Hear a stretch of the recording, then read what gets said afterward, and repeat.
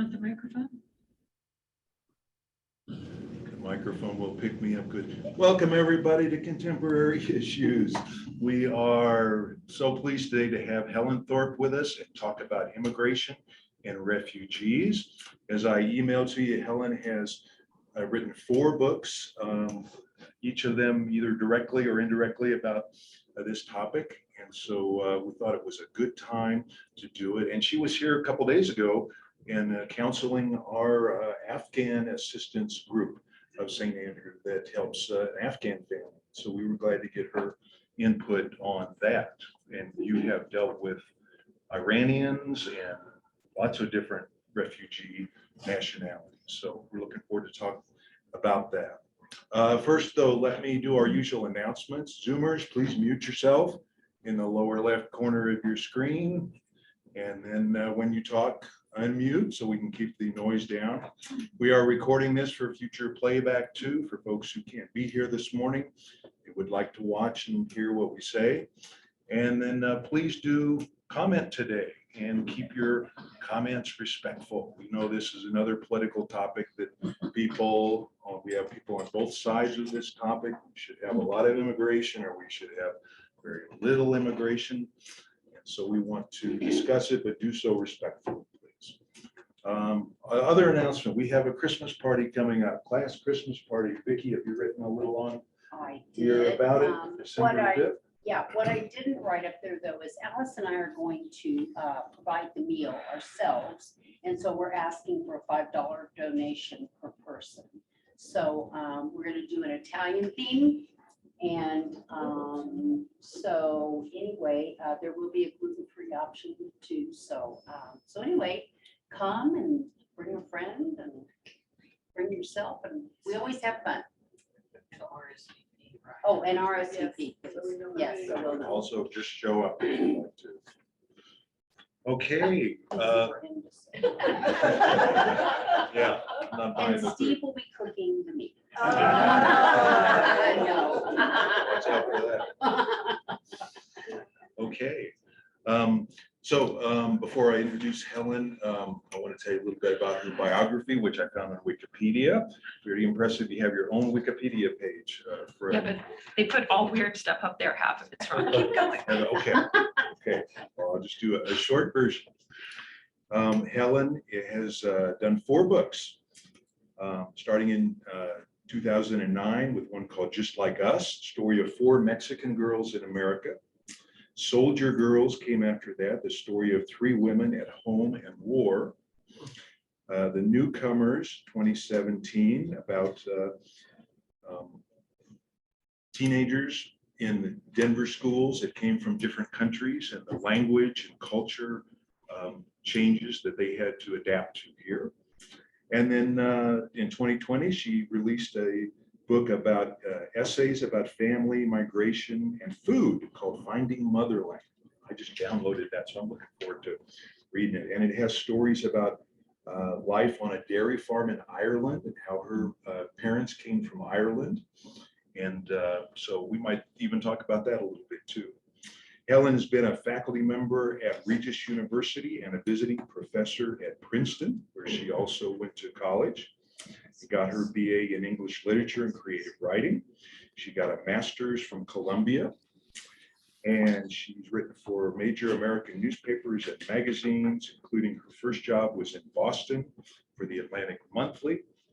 And then she also wrote for the New York Observer, and then went down to Austin, Texas, and wrote for the Texas Monthly there also. So you have been around the country, different spots. And so we wanted really to start off talking about this book, about the Newcomers book. It follows 22 newly arrived teenagers from nations around the world and what their first year was like in beginner English language classes at South High School in Denver.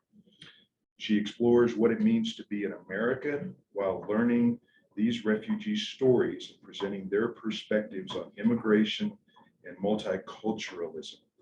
The Newcomers book won the Colorado Book Award for Narrative Fiction in 2017. It was released. So to start off, tell us why you did this book and what why you've been so interested in refugees. And then, Sure. And then we'll get to, a little later in the class, we'll get to talk about immigration policy. We'd like to hear your thoughts on that. Yeah. What is the policy today in the Biden administration, and what should it be? You know, what's the idea? Sure. But tell us how you got started. Just a few softball easy questions. Yeah. I'd love to address those topics, and maybe you could ask me those questions again throughout our time. But I just want to say that it was an honor to win awards for narrative nonfiction writing, and to have the opportunity to grow from being a newspaper and magazine journalist as I began into a book author. And thank you for your description of my career. It's a little more modest than what you said.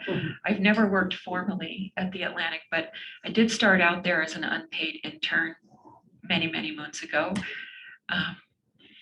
And it was back when the magazine was in Boston, and a print magazine, not an online presence. And my job there was really modest, or my internship there, but that's how you start out. I was working as a waitress at the time. Yeah. So anyhow, just a little bit more modest beginning.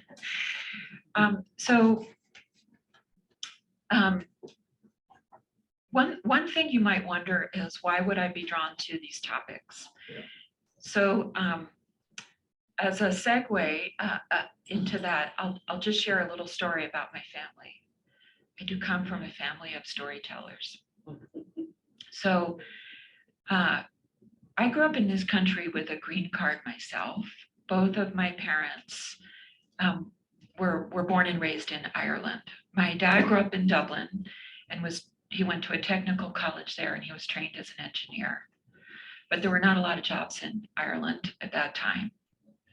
And so he immigrated first to London, England. My mother grew up on a small dairy farm. That's the farm referenced. My cousin runs it today. My mother left home at 17. She did not want to be an extra mouth to feed on the farm. She was one of 10 children originally. So she went to London by herself. She missed all her brothers and sisters terribly, and she went to nursing school. And when times were hard and she didn't have enough to eat, her mom would kill a chicken on the farm and mail it to her. Yeah. And if it was edible when it arrived, my mom would cook the chicken. But she grew up on the farm, so she knew when a chicken was good to eat and when it wasn't, right? So my mom and dad met in London. It was at a party. At the party, there were many nurses, all Irish women. At the party, there were many men, all Irish engineers. And so that's where my mother and father first met.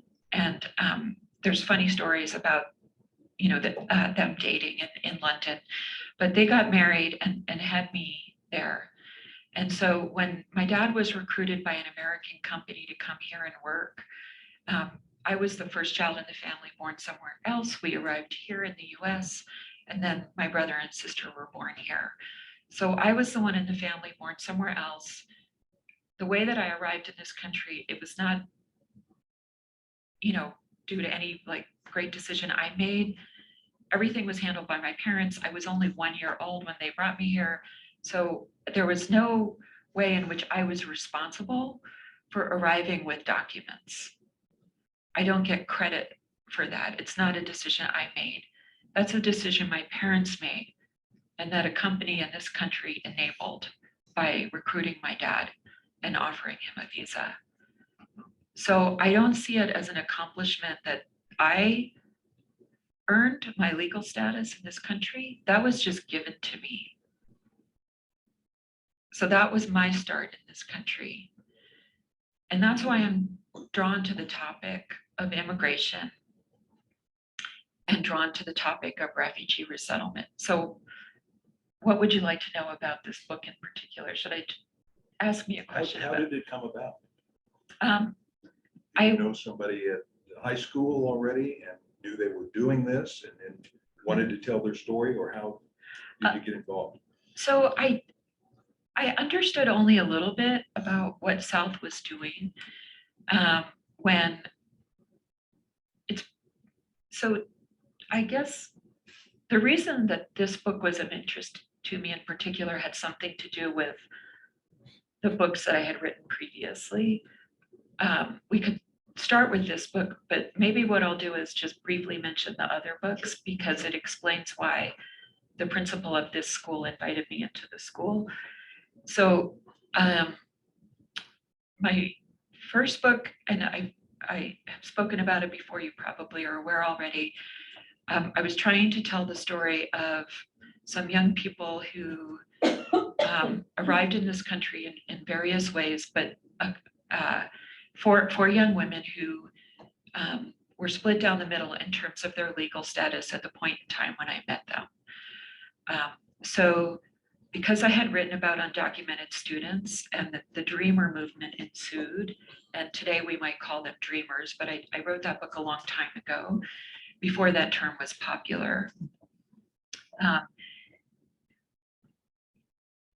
after that, my second book was about veterans who had served overseas. So US citizens who had changed countries in terms of a deployment, experienced cultural differences while overseas in conflict, then returned home, and the challenge of returning home after serving.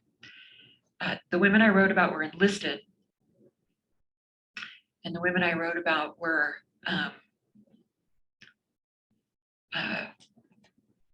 not in combat roles per se, or not intended to be in combat roles, but nonetheless, in the kinds of wars that we have today, you often find yourself in a combat-like situation, whether or not you're designated in a combat role. So one of those women did serve in Iraq and had the experience of living through an IED blast and having, this is like a contradiction in terms, but this is her medical diagnosis, a mild traumatic brain injury and recuperating from that. I saw refugee resettlement as, if you will, the almost merging of those two themes. So to me, my understanding of refugee resettlement is that it's a gesture a country like ours can make when people have lived through conflict in very extreme circumstances. And we invite them to this country. So they don't arrive as documented immigrants looking for a better life like my father. They don't arrive as undocumented immigrants. They arrive through the refugee process, which itself is a whole own legal channel, right? Different from asylum seekers, different from immigrants like my dad, different from undocumented immigrants like the ones I've written about. It's its whole own legal channel. And one of the families I feature is Iraqi, and one of the families I feature is from the Democratic Republic of Congo. I feature a young woman from, well, she might say she grew up in Thailand. The country her family's originally from was called Burma when they left, but today we would say Myanmar. In this book, I wanted to feature those families because they represented the three areas on our globe that send the most refugees to other places. They represent the region of Africa. They represent parts of Asia, and they represent parts of the Middle East. Those are, if you will, the three legs of the stool of refugee resettlement. Those are the three areas producing the most refugees that are accepted by the United States. Okay, so I wanted to show how hard it is for young people to arrive in this country when they've had difficult experiences, perhaps grown up inside a refugee camp. Their families are invited here, and then it's their job to learn English and transition as fast as possible to working in the United States in the best position that they can. And I wanted to show the incredible hard work of the teacher teaching all of these students English. That would be my summary of the book, but I don't want to go on too long. That's how I got interested in that particular, yeah. Could we just ask a few questions? Sure. Generally, for refugees that come here, is it a very hard adjustment, or is it relatively easy? I don't, Tell us a little bit about what they go through generally, wherever they're from, in adjusting to life in America. I would say that the little that I know about this topic, because I don't work in refugee resettlement full-time, like some of the people that you might invite as speakers who could say with even more expertise an answer to that question. But in my own limited interactions with refugee families, what I would say is that the experience is extremely varied. And it depends a lot on what their home circumstances were like before they arrive here. So some families in the Middle East might have had a more economic experience more akin to our own country.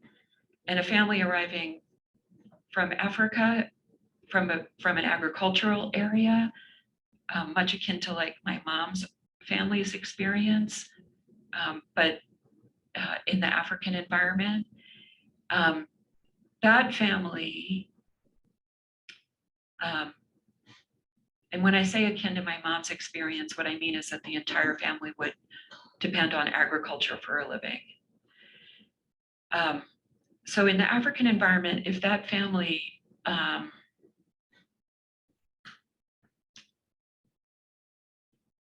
had been working so hard to raise food that education was prioritized but not shared equally by everybody. Perhaps there might be members of the family who arrive without, say, written literacy. So that adjustment to the United States, both, like if they were to settle in an urban environment, it might be a big adjustment for that family and a lot harder. I would say the experience is just very varied. So it's hard for me to answer your question more specifically than that. But, you know, if you were to invite like some of the people, Colorado, just to digress a little bit, Colorado is really good at refugee resettlement. We're one of the best states at it. One of the things we're very, very good at is we have a lot of employers who are willing to hire people here and see how it goes. In fact, at times we have been #1 in the country in terms of employee retention in the refugee resettlement arena. So refugee resettlement agencies would be really eager to work in Colorado because our employers have been very generous in terms of inviting people to work, even if they're in the process of still assimilating. And because of that, because we're very, very good here, and we have both agricultural jobs, industrial jobs, hospitality sector jobs. We have a lot of jobs where people can work, whether or not they have full English.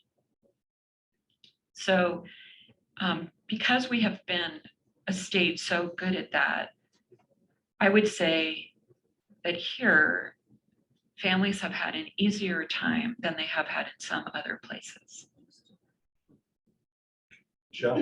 I just wanted to comment that I work for the city of Aurora, and they have a great deal of refugees. They really strive to focus their services on helping them.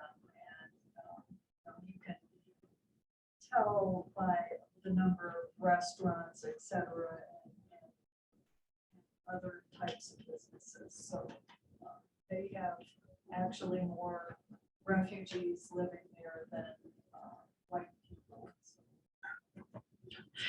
quite a good environment for them. Yeah, and thank you so much for referencing other places that have even more refugee families than, say, the city of Denver, where I live. And arguably, one could say I should have written about a different school or a different setting. Yet I chose to feature a school where there was just about rough parity between students born in the United States and students arriving who had arrived from other countries at some point in their lives, not necessarily during the high school experience. And so with that balance, there was a lot of joy in the high school around the experience of becoming more global citizens. And I kind of feature that aspect of the high school in the book. The explicit joy that students and faculty shared with me around the ability to have this chance to get to know one another through the school environment. But I've never worked inside of a school in any other place, so I can't really speak to the other schools that are doing an even greater job of in terms of serving even more families coming from other places. Yeah, I can just share with you real quick, Eric, and then I'll take your question. Our family that we help here from St. Andrew, it came from Afghanistan, from the hill country of Afghanistan, not the city. And they are in Aurora now. The father works at DIA as a dishwasher, and the kids are in school learning English quick. And Aurora has 123 different languages that they try to address. Kids around the country. And I just heard that figure, which is amazing. And so they do the best they can, but it's such a multicultural city. You know, as you drive down the street in Aurora on Chambers or others, you see all kinds of delis and that cater to all the different ethnicities. It's really interesting. Eric. I have a real interest in Central America. And Speak up, please, so the We can't hear microphone, that. so everybody can hear you. my teacher voice. Yeah, your teacher voice, big teacher voice. I have a real interest in Central America because I've been sponsoring kids there for 25 years. And so I'm curious if any of your 4 books deal with immigrants from the Triangle. Yeah. The Honduras, El Right. Salvador, and what's the other one? Guatemala. Right. If you deal with those. And now, of course, Minimally. I was gonna say that too. Now half of the immigrants coming across the border at Del Rio are from Venezuela. Yeah. So what I would say is very minimally. I love that you referenced yourself as a white person in your question earlier about different cities. And I'll do the same in my response to you. And, you know, just reference the fact that I'm both white and Anglo. And so, you know, I think that this is a really interesting topic. And this triangle area that you reference, I think, you know, is very critical to pay attention to because of what's happening there in terms of whether or not it's easy to live in that society and why so many people are leaving, what the issues are there, I think are really critical. I deal with that very, very minimally. There are students in this book who lived in El Salvador and were seeking asylum. One might wonder,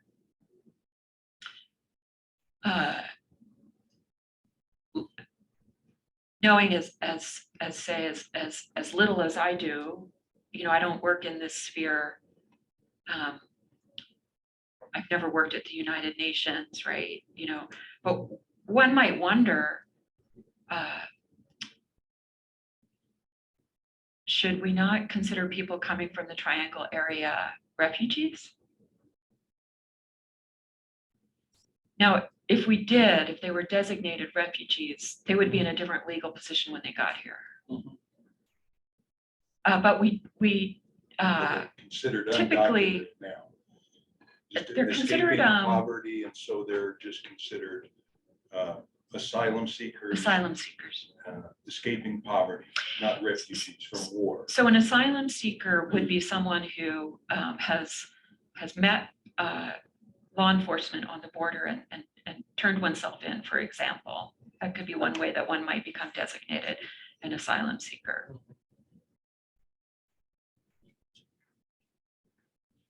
Jan, Venezuela. loud please. Okay, yeah, I can do that. I read your book, Newcomers, and loved it, and read it before Bob and I are both very involved with refugees. And I took one of our families, Afghans, to a job fair in Aurora yesterday that was with the community college that was geared to Afghan and Ukraine refugees. And it was swamped. I mean, there were a ton of refugees signing up for jobs in Aurora. And there were a lot of different companies represented there. It was wonderful. Yeah, sorry, I thought you were going to return to the subject of Venezuela, but instead, I am also. okay. But So we also are. I just want to, The organization that I'm connected with, we just got one family from Venezuela. They just were left on the street corner, 4 people, no place to go, no housing. They were brought here. They were promised all kinds of things, and none of it was true. And so the lady that's the director of our organization took them home, and so we found them housing and have them taken care of now, and all 4 of them now have jobs. They are not documented, but they're working. And then the teenager of our Afghan family goes to South High School, and it's fabulous. He's a 16-year-old and loves it, doing great. So anyway, I think what you're advocating and what you're teaching with your folks is wonderful. I'm just excited that you were coming today. thank you so much. You used words like advocating and teaching, and I think of myself as a storyteller, but I suppose if there's anything that I'm advocating for, I would define it as humanity and civility and an ability to talk about topics like this in the best way possible. They're not easy. But I'm very glad that Afghan refugees and Ukrainian refugees are meeting with a warm reception. Speaking of Ukrainian refugees, I want to share with you a quick story that Helen told us the other day, that her parents were from Ireland. She just went to Ireland. We just got back from Ireland, and that there was a feeling there that among the Irish against the Ukrainian refugees that are coming into Ireland. If I understood you correctly, there is some feeling that they are taking jobs of some of the Irish. And how is that playing out in other countries too, Helen, that there is some pushback against I just refugees? want to qualify your question a little bit, Okay, sure. or respond to it.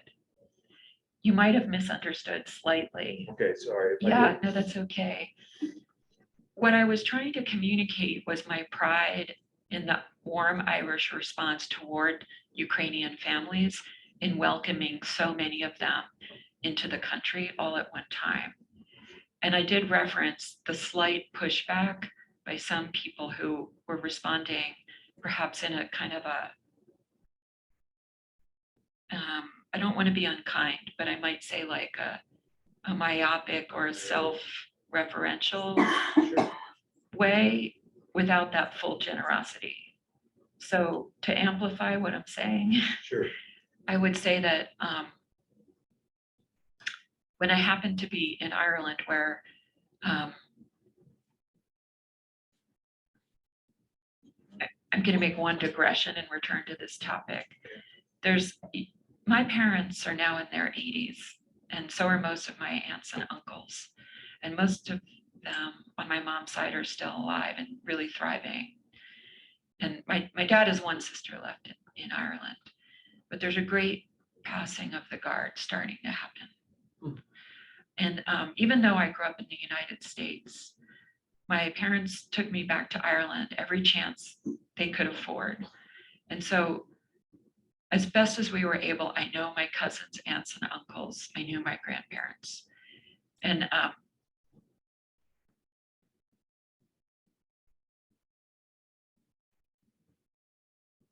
to see everybody aging with such grace is wonderful and remarkable.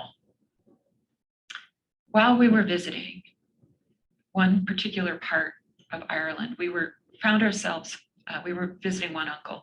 We found ourselves surrounded by Ukrainian families, a large number. And it was just amazing to see the fact that they could be in a peaceful place, that their children could have winter coats that somebody had donated if they arrived without enough, that their children had tricycles to ride upon and a playground to play in. So I am disappointed when I hear some Irish people say, are they taking our jobs? Why is our government giving them money? Because they can't see the big picture. And the big picture is Ukraine is a very large country with many, many, many millions of people in a critical strategic location that grows more wheat than any other place in Europe. And many countries depend on them for food. And a great battle's being waged. And we're part of it. We're all part of it. We could segue to Biden at some point, I suppose. Anyway, we're sort of above my pay grade, right? But what I'm trying to say is, when a country invites many people all at once, or when many people all at once show up, it's hard. Germany. And it's happening across Europe. You too. referenced Germany, I think in regards to Syria. Angela Merkel was the prime minister Exactly. and allowed almost 1 million refugees to come in. From the Middle East. And you got that right-wing reaction from some of the. And ultimately, it cost her. Yeah. But she took the right moral stance, I think. She's a pastor's kid. But it Okay, still let's- was wrong that she let all these people come in. Because they didn't want to stay in France, they didn't want to go to Italy or any of the European countries, that were part of the EU. They all went to Germany because Germany does have the programs to feed everybody, to give everybody health care, to do all the things, so you can just sit on your butt and do nothing. Could I ask, do we share a European heritage, perhaps? Yeah, I was born in Germany. Germany, and And I go over I have lived there- in Austria, but never Germany. I've only I go visited. over to Germany now, and you hardly hear somebody speak German anymore. I hear the frustration that you're Yeah. expressing. I am. We have a different point of view on this, but you are German, so perhaps you know more about Germany than I do. Well, I'm just saying that, like, I have traveled a lot on my job. I worked for the federal government here for over 20 years. And it traveled to all these countries, like Venezuela, there is nothing you can do if they don't want to do it themselves. The viewpoint that you're expressing, we have some differences about, and I think our differences have to do with the question of government subsidies to families as they transition and the question of work. Would you say that's where we differ? Well, that is different. That Okay, is different. And you know, maybe it has changed over the years. I haven't worked for a while. But in Venezuela, you know, if you have the connections, you get it. If not, you don't. You know, and I don't know if that has One- changed, but I don't one think so. could say that about other places. Oh, yeah, I know. Oh, yeah. I know. But it is easy to say, oh, let's all be nice to everybody, let everybody here into the United States. And what do you see? I can see it even in my neighborhood. There are many people that came to Denver and they now have moved to the suburb, you know, the like Highlands Ranch, right? And I'm a transplant. You might be referring to me. no, I'm a transplant too, but it is the attitude of those people that I experience. You know, they don't want to fit in, they want to change this place. I don't see things the way that you do, but we might agree to disagree. Yeah, that's fine. yeah. I'm just saying, you know, there are other, I think everybody wants to fit in. So that's where we differ, right? Like, not everybody wants to. well, what I mean by that That's why is, people don't learn English. yeah, I There are think people that have lived here for over 10 years. I'm going to respond and then perhaps we move on. Okay. Could I respond? Would it be okay if I did? Oh, I have no problem with that. I just say somebody has to look at the opposite side of what you.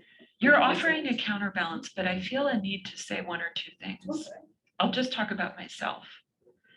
I've struggled to learn Spanish. It's been important for my work. And because I was trying to learn Spanish as an adult, my Spanish is terrible. I'll speak in Spanish a little bit, and if you know Spanish, you'll hear how bad it is, okay?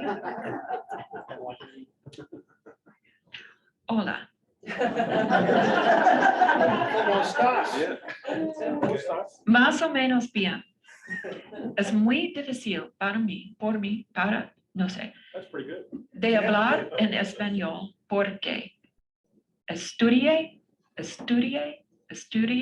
no recuerdo muchas palabras. Don't record.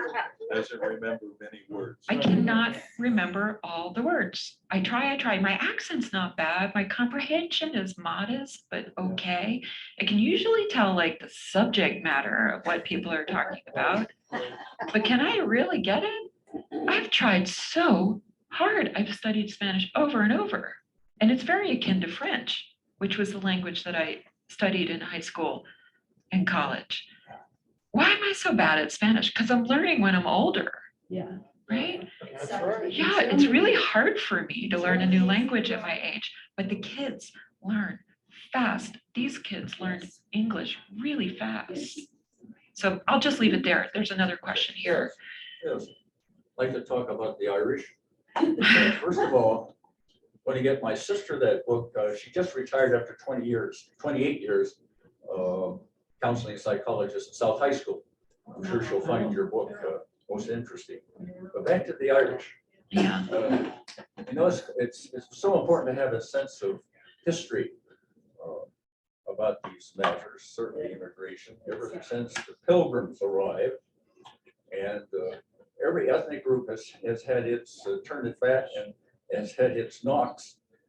The Irish today, to be a bit Irish on St. Patrick's Day is something to be celebrated. It's almost akin to being a national holiday. But as a small child growing up in Boston, there were signs in the windows, Irish need not apply. Here in Denver, Dennis Gallagher, long time, if you've been around Denver politics, auditor of the city of Denver, very strong Democrat, as many of you remember, died a couple of years ago, wrote a book, The Irish in Denver, the Irish in East Denver. The only jobs the Irish could get were maids, much like our Hispanic population today. That's the only jobs that were forthcoming. And they had the double jeopardy of being Catholic. There were crosses burned in St. Thomas Seminary, so they had the double jeopardy of being Catholic and Irish. Because of, as you were saying, the intensity and the numbers. And I Yeah, think that's some of the animosity towards the Spanish speaking today.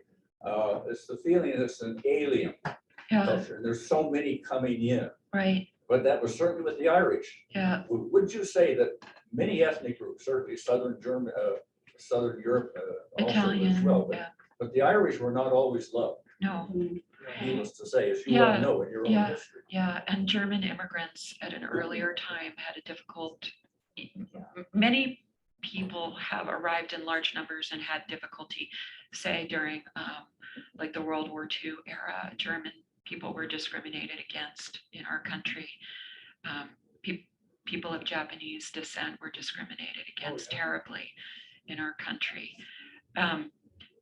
So to the Irish question, it's very delicate, right? And I have, so today, being white and Anglo myself, right? If I reference this history of the Irish in America, first of all, it's not a history actually that my family has lived through because we came so much more recently. But those Irish families who arrived en masse, huge numbers in the 1850s and thereafter,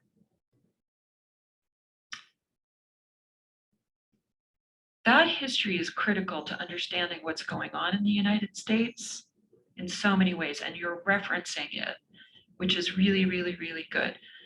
But it's also important to note so that people can understand that we get it, that that's not happening today. It's like, it's never happened to me. I've never experienced that discrimination. It was some generations back. Like Dennis Gallagher's, he would be, his family history here, he would know that story better than I. But again, it's kind of some generations back now. Somebody my age or younger, we've not lived through that. So it's just important to note, because otherwise people think we're saying that today we suffer the same as other people, and today we don't, right? Because that assimilation has happened, time has passed, we're not standing out so much, we're not viewed as so different right now. Everybody has settled down about when, the fact that the Irish are here. It was really hard for me to understand Irish history in this country as an Irish American who arrived more recently. So like St. Patrick's Day, it's a saint's day. In Ireland, you go to church. So my granny mailed me, like, what's green beer? Why are people drinking it? That's the, horrified response that we have. Like, seriously, we don't understand what's going on here. We haven't lived through. So the famine, a lot of people don't understand fully what happened. But I just want to say one thing about the famine before we move on to other topics that are more relevant today, perhaps Joe Biden. The famine after the Holocaust was the greatest disaster in European history. It was much worse than a lot of people understand. If you go back and read about it, and this is the last essay in Finding Motherland, if you go back and read about it, the famine was a total collapse of civil society. It was really bad. If you read about it, it's so distressing.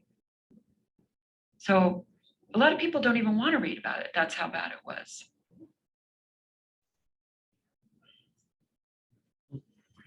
When I say a total collapse of civil society, people had sold their furniture.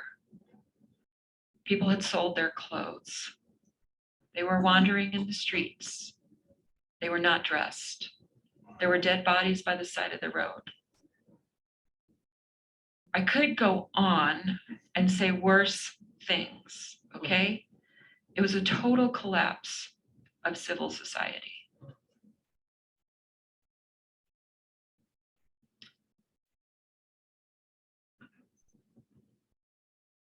And people came here in very bad shape, in very large numbers. Sometimes they were orphans. They were leaving parts of Ireland where they had been farming potatoes because the better land they'd been pushed out of those areas over the 7 centuries of colonial rule, right? To the West Coast, where the farming wasn't so good and all you could grow was potatoes.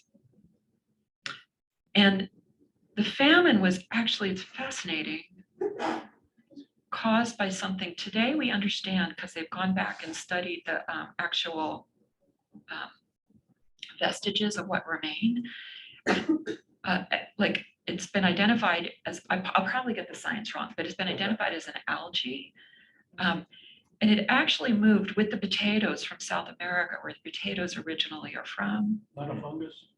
So the fungus is what people have said for a long time, but now they're saying an algae. I'll probably get the science wrong here, okay?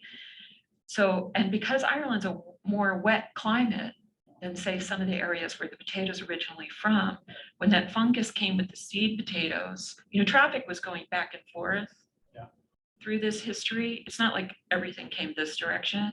So potatoes, tomatoes that originated here were moving over to Europe. Tomatoes became like a staple in Italy. Potatoes became a staple in Ireland. Anyway, I could go on and on about this. What would you like to talk about?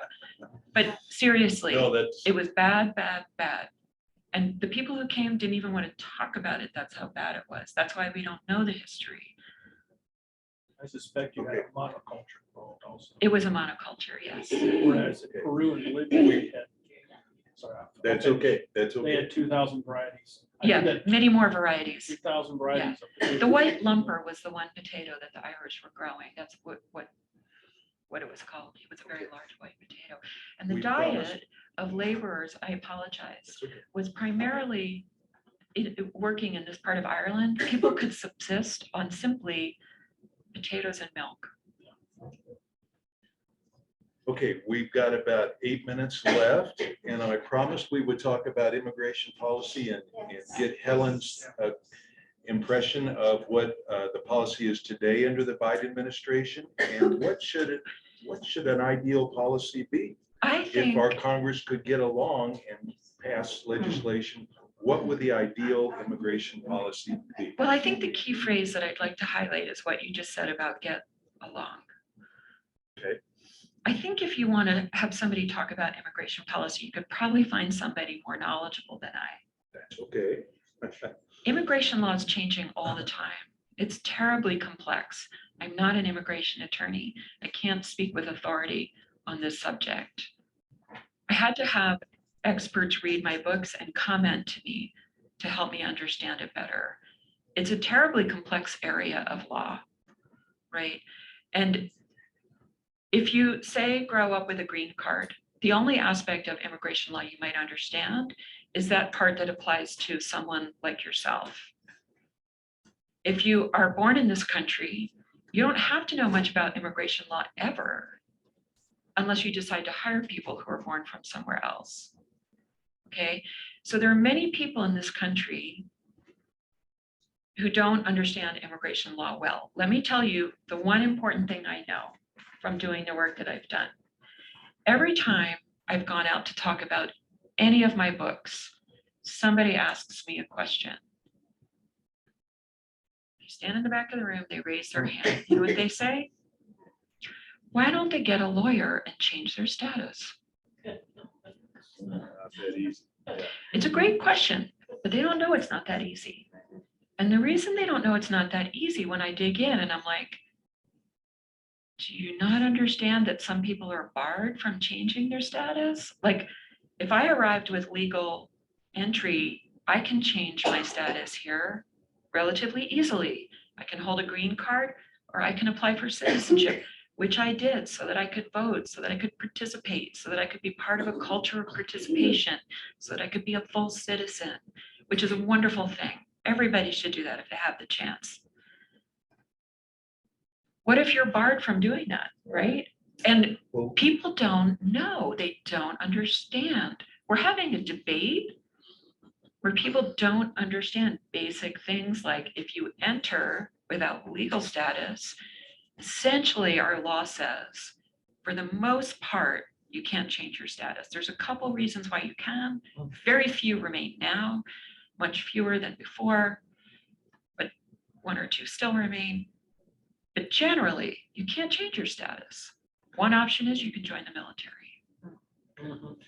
let's let the folks have a couple of comments, Helen, because we've got folks in this room. The answer from- is get along, right? Get the experts to get along, sit them in a room. Good luck with that. Yeah, Well, you're starting here. we are. Yeah. We've got folks here that are on the far left that say we should have completely open borders and we could absorb whoever comes and it would help our country. And we've got folks in this room I know who say we should clamp down and really let very few people in because we have to protect our culture and our jobs. And we think immigration is a problem. So If you let me- can sit in this room and say that and not shout at one another, A plus. We do. That's what we need. Let's do it for a few minutes. All right, I just came back from El Paso. We have relatives, so we were visiting. So for the most part, everyone spoke Spanish. For the most part, everyone knew English. But for the most part, their preferred language was Spanish. And it was a very different atmosphere, very Hispanic there, very Latin American culture there. And so I think the thing that I wonder about is how can you have, like, they come and I've seen in Denver, they come and they carry the Mexican flag here with pride. And yet we're trying to assimilate people here to be American. And that's the part that I wonder about. Kanasatatu, Pardon? Kanasatatu. I don't know what that means. That's Gaelic. Translation, please. That's why we don't. Today we call it Irish. When my parents came to this country, when my father returned from work, that's what he would say to my mother when he got home in the evening, Kanasatatu. But he said it in a Dublin dialect. My mom spoke a Cavan dialect. So their Irish is slightly different, one from the other. Okay. you need to Where did they learn explain more Irish? for me. Indeed, isn't it Could you interesting? Explain more to me. Happily, Thank you. I'll tell you, but I tell you it in story form All right. because it's easier than an argument. Okay. Kanasatatu was my dad's way of checking in with my mom when he came home in the evening from work. He was the sole breadwinner of our family. My mom was staying home. She hadn't recertified yet to nurse here. She was at home with 3 children all day. For a little while, she had 3 children under 3 because it was me and the twins.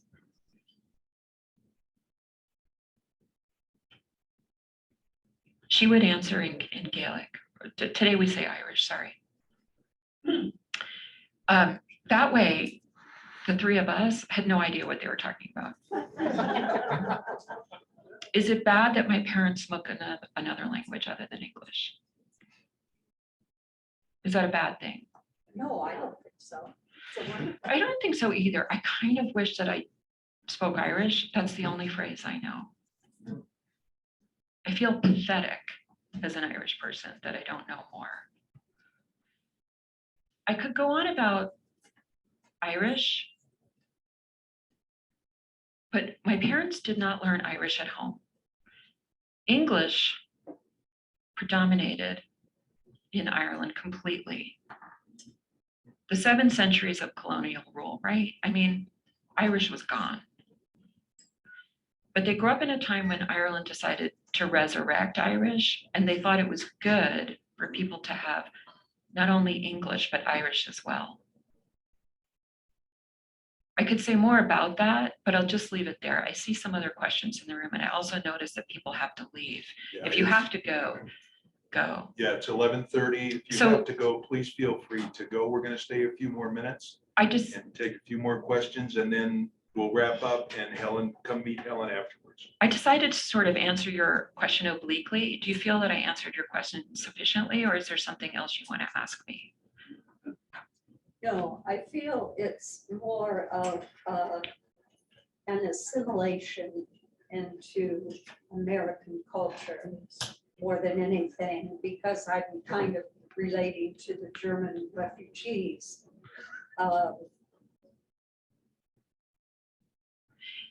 In terms of assimilation, what I think I'm hearing you say is you hope for this country to remain unified and for people to participate fully in this society. And you feel that English, acquisition of English is critical to that. Am I hearing you correctly? Yes, I think acquisition of any language that you're of the country, you need to learn in order to assimilate. So when my parents arrived here fluent in English, having learned Irish in school to an extent. By the way, my dad is so intelligent that at one point he won a prize for knowing the most vocabulary words in Irish of anybody in Dublin. And Irish has more words, more specific words than most languages, far more than English. Can you imagine how bright he is? Anyway, what I would say in terms of assimilation is, I believe English is critical if you want to live and work in this society and have the best chance of getting ahead. That's what I believe. Yes. But if somebody arrives fluent in Spanish with very different circumstances than my parents say, and they are working 2 or 3 jobs to make ends meet, and they fail to learn English, or let's say it in a kinder way, they don't learn English right away. I understand. They're too busy. But their kids are learning English in our schools, which is great, I believe. That's how I see it. And I am not opposed to people speaking Spanish at home or anything like that. And I'm not really criticizing people in El Paso speaking Spanish. It was just a very, very different culture in America than it was. And so I'm just trying to assimilate that very Yeah, this difference. assimilation thing is so interesting. I know we have other questions. I hear your impatience, but I just want to say there were times when German was the language in which specific counties or jurisdictions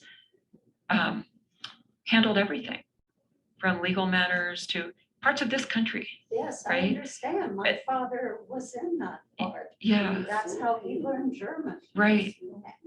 From a white American person. Yeah, so it's just so interesting. I mean, today, English is our dominant language. We all agree, well, probably everybody in this room agrees that that's a good thing. Yes, it is. Does anybody not agree that that's a good thing?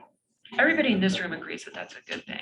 Right. But there might be other points of view, depending on if your heritage is different than, say, mine. Sure. Anyway, We need to wrap up. Let's do Yeah, one I- more final question. Carol, Well, go ahead, and then we'll ask the Zoomers, and then we need to let everybody go. Okay, Eddie, I would like to see us extend this.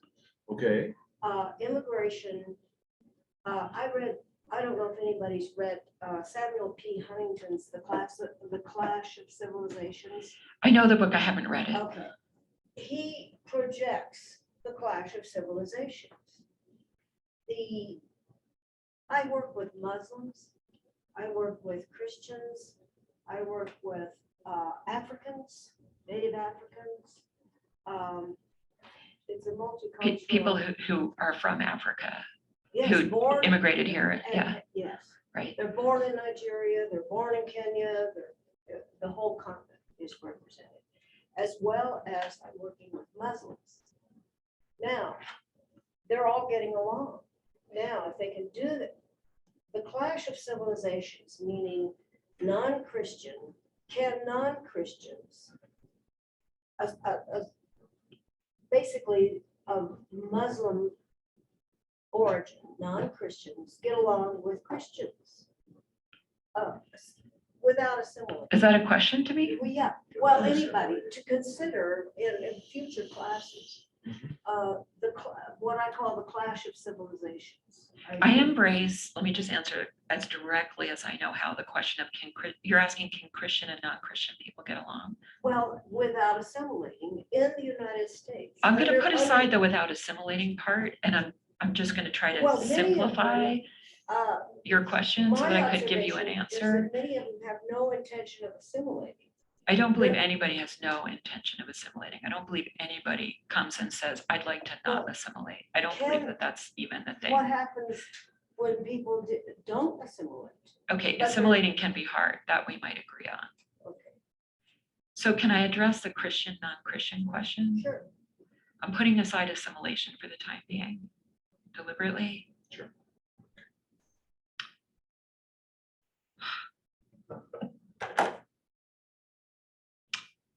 I am a Christian.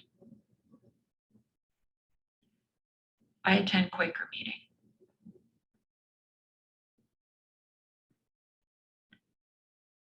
I embrace every fellow American in this country, regardless of their faith, Amen. as long as they believe in peace. That's my answer to that question. I hope we all feel that way, whether we're Jewish, whether we're Christian, whether we're Muslim, whether we're Buddhist. There's so many misunderstandings between Christians and non-Christians because our long, many centuries history of conflict going back before the Crusades. We don't understand one another very well. Maybe we can do better in the future. That's my short answer. It's an ongoing thing. We can do an hour on the clash of civilizations, no doubt. Very good. Well, just, Thank you. yeah, what are we gonna do? What are we gonna do?